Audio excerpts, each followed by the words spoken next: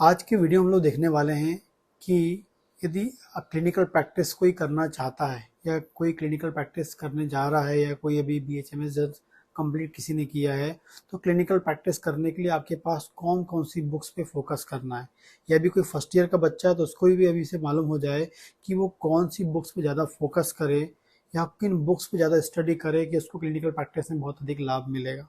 ठीक, क्योंकि क्वेश्चन बहुत बार एक बच्चे कर रहे हैं व्हाट्सएप पे और कमेंट करके कि सर हमें क्लिनिकल प्रैक्टिस के लिए कौन सी बुक्स यूज़ करनी चाहिए, कौन कौन सी बुक्स हमारे पास होनी चाहिए।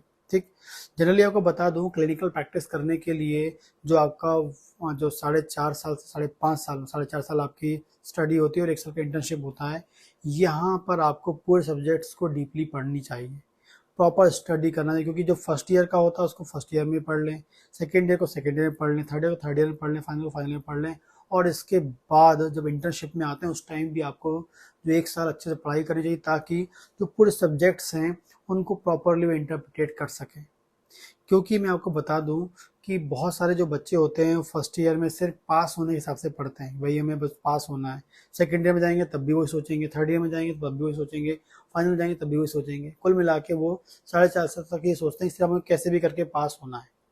और इंटर्नशिप में आके उनको लगता है कि डॉक्टर बन गए हैं, लेकिन जब वो प्रैक्टिकली क्लिनिकल प्रैक्टिस में आते हैं तो बहुत सारी दिक्कतें होती हैं। जब मैं भी नया नया था तो मुझे भी होती थी, लेकिन बस ये कहूँ कि उस टाइम मैंने थोड़ी जो बुक की स्टडी अच्छे से कर ली, क्योंकि जो मुझे ऐसी कुछ लोग मिल गए जिन्होंने मुझे गाइड कर दिया। ऐसा नहीं है कि हर किसी को गाइडेंस नहीं मिल पाता, लेकिन मुझे मिल गया। कुछ लोग ऐसे थे जिन्होंने मुझे प्रॉपर गाइड किया, उन्होंने बताया कि इसकी इम्पोर्टेंस ऐसी होती है, आप इसको ऐसे पढ़ें। तो उस कारण से मैं उस टाइम उसको यूज़ करता रहा और जिसका रिजल्ट फाइनली मुझे क्लिनिकल प्रैक्टिस में मिला। और मैंने फाइनली होम्योपैथिक जो क्लिनिक है वो अपनी रन कर रहा हूँ लगातार करीब करीब 13-14 साल से। 2010 में मैंने अपना डिग्री कर लिया था, 11 के करीब में, और तब से लगातार मैं प्रैक्टिस कर रहा हूँ और अभी लगातार प्रैक्टिस करता हूँ और मेरी 2 से 3 क्लिनिक हैं।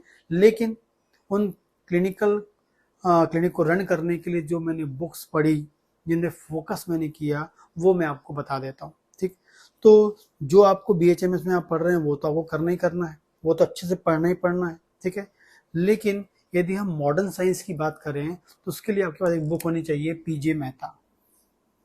जो PJ मेहता नाम का जो बुक आता है बहुत ही अच्छा बुक है, जिसमें जो बेसिक डिजीज हैं उनके बारे में कंप्लीट कॉन्सेप्ट दिया है, डायग्नोसिस प्रॉपर दी है, इन्वेस्टिगेशन कौन कौन से कारण है वो दिए हैं, साथ में क्लिनिकल प्रैक्टिस में कौन कौन सी आपकी प्रोसीजर्स होती हैं, कौन कौन सी टेक्निक्स होती हैं, कैसे एग्जामिनेशन करना है, कैसे साइन सिम्टम को कलेक्ट करना है मॉडर्न तरीके से, उनका पूरा स्टेप बाय स्टेप प्रोसेस वहाँ दी है कि BP कैसे लेना है, स्टेथोस्कोप कैसे अप्लाई करना है, थर्मामीटर कैसे अप्लाई करना है।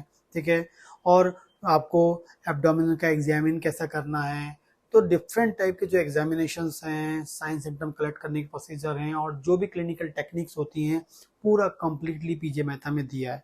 बहुत ही अच्छी बुक है, हर बच्चे को ले लेना चाहिए, फर्स्ट ईयर में ही ले लेना चाहिए और धीरे धीरे पढ़ते रहना चाहिए। जनरली फर्स्ट ईयर में इसकी आवश्यकता नहीं होती है, जनरली इसको थर्ड ईयर में जाकर आप ले सकते हैं, थर्ड ईयर फाइनल ईयर में इसको आप कंटिन्यू करते हैं। लेकिन आप अभी से ले लेंगे फर्स्ट ईयर का बच्चा तो इसको बहुत ही आपको हेल्प मिलेगी। क्योंकि बहुत सारे लोग सोचते हैं कि हम हॉस्पिटल जाके सीख लेंगे, भाई जब तक कि आपको थ्योरी नहीं आएगी प्रैक्टिकल नहीं होगी। बहुत सारे लोग सिर्फ प्रैक्टिकल पे ही ध्यान देते हैं, आप थ्योरी कंप्लीट करेंगे प्रैक्टिकल आपको चुटकी में आएगा और विथ कॉन्सेप्ट आएगा और विथ बिल्कुल प्रॉपर जो एक कॉन्सेप्ट के साथ होना चाहिए जो अप्लाई कर पाएंगे पेशेंट को, वो आपको मिलेगा यदि थ्योरी आपकी कंप्लीट होती है। ठीक, क्योंकि बहुत सारे बच्चे देखा है कि बस वो हॉस्पिटल जाने लगते हैं लेकिन थ्योरी बिल्कुल नहीं पढ़ते हैं। इसलिए PJ मेहता की बुक को आप पढ़ें। ठीक, आपको जो करना है हॉस्पिटल जाना है सब करें, लेकिन बुक भी आपको पढ़ना चाहिए, बिना बुक पढ़े कुछ भी नहीं हो सकता है। तो PJ मेहता का बुक आप ले लें। ठीक है, जो आपको क्लिनिकल प्रैक्टिस में आपको कॉन्फिडेंस देगी कि भाई मुझे पेशेंट को ऐसे डील करना है। जब तक आपको कॉन्फिडेंस नहीं आएगा तो आप कैसे पेशेंट को डील कर पाएंगे। सेकंड जो होता है, यदि होम्योपैथी प्रैक्टिस कर रहे हैं तो उसके लिए आपको बोरिक मटेरिया मेडिका आनी चाहिए। मैं भाई अपना ओपिनियन बता रहा हूँ, सबका अलग अलग हो सकता है। ठीक है, एक चीज बता दूं, PJ मेहता में आपको वहां पर कुछ मॉडर्न मेडिसिन का भी बताया गया है। मॉडर्न मेडिसिन वहां क्यों पढ़ना है, क्योंकि पेशेंट जब आपके पास आएगा तो मॉडर्न मेडिसिन लेने के बाद आता है। तो आपको पता होना चाहिए कि मॉडर्न मेडिसिन का क्या साइड इफेक्ट है। मॉडर्न मेडिसिन आपको बता दो, एक होम्योपैथ डॉक्टर को आपको फार्मेकोलॉजी भी आनी चाहिए, क्योंकि फार्मेकोलॉजी नहीं आएगी तो आप पेशेंट के जो साइड इफेक्ट्स हैं या पेशेंट को क्या जो मेडिसिन खाने के बाद क्या बदला है वो कैसे मालूम चलेगा। ठीक है, तो इसलिए आपको फार्मेकोलॉजी भी उतनी आनी चाहिए जितनी एक एलोपैथ डॉक्टर को आती है। आपको आएगी, भले आप प्रैक्टिस ना करो, लेकिन क्लिनिकली बहुत यूज होती है। जब आपका पेशेंट आता है फार्मेकोलॉजी या एलोपैथिक ड्रग लेकर, तो आपको पता होना चाहिए उसके क्या साइड इफेक्ट्स हैं, क्या एक्शन है, तो वो आपको हेल्प करता है पेशेंट को ट्रीट करने में, पेशेंट को क्योर करने में। तो वो पीजे मेहता में आपको मिल जाएगा। लेकिन सेकंड बात करेंगे जो मटेरिया मेडिका की है, वो बोरिक मटेरिया मेडिका से अच्छी कोई मटेरिया मेडिका नहीं, क्लिनिकल मटेरिया मेडिका है।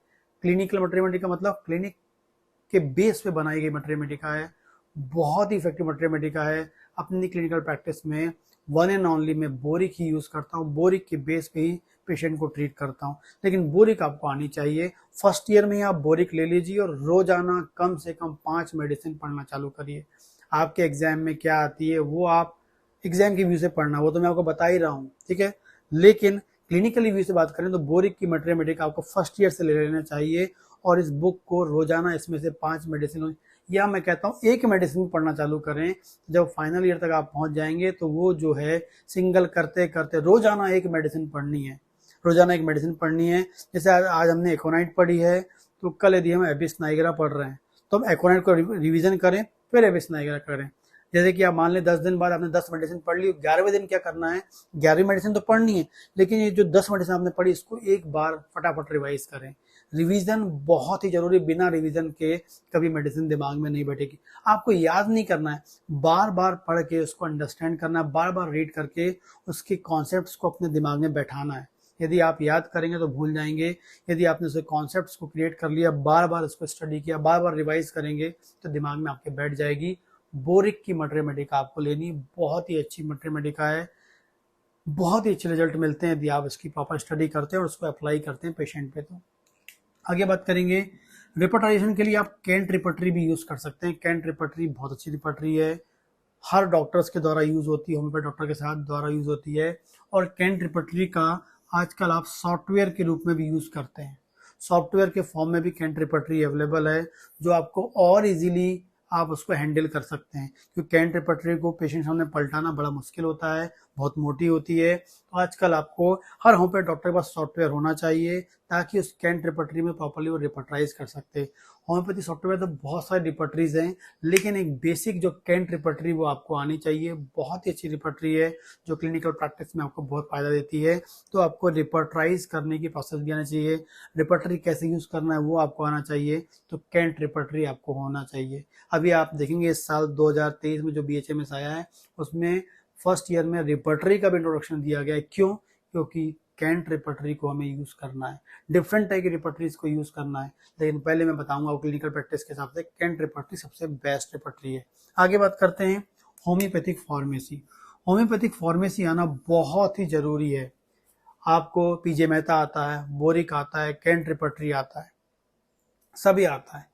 आपने प्रॉपर दवा भी सेलेक्ट कर ली, सब कुछ कर ली, लेकिन मेडिसिन को कैसे प्रिस्क्राइब करना है, उसका जो पैटर्न है, उसका जो एक मेथड होता है, वो आपको फार्मेसी से, क्योंकि फार्मेसी का नॉलेज अच्छा होगा तो आपको प्रॉपर पोटेंसी आप यूज कर सकते हैं, पोटेंसी को अप्लाई प्रॉपर कर सकते हैं।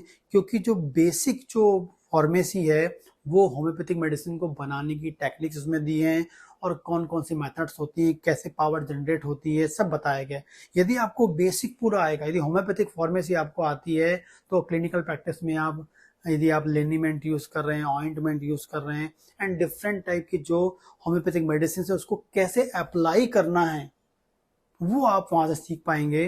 तो होम्योपैथिक फार्मेसी आना बहुत जरूरी, मेरे अनुसार तो होम्योपैथिक फार्मेसी हमारी प्रैक्टिस का बहुत बड़ा पार्ट है। क्योंकि जो हम मेडिसिन प्रिस्क्राइब करते हैं, जो प्रिस्क्रिप्शन होता है, जो पेशेंट को प्रिस्क्राइब किया जाता है, वो बहुत ही इंपॉर्टेंस होता है।